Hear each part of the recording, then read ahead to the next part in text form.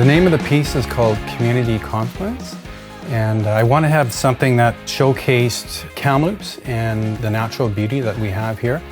I've done quite a few mosaics, some up to 100 feet long, but this one's 300 feet by 30 feet.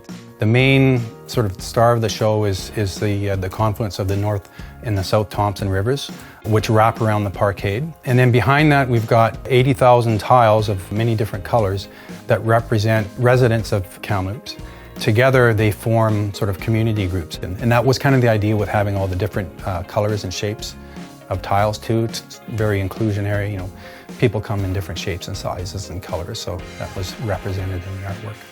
We've got 61 different versions of aluminum tile that go into this piece. Some of them are anodized, which maintain that real metallic, shiny look. Those are the ones that are used for the river, and they actually swing in the wind, so they're kinetic, they move.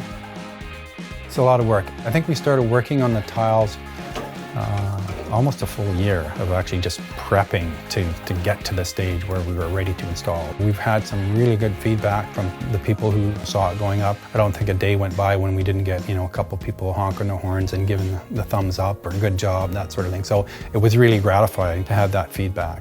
It's been a very good experience.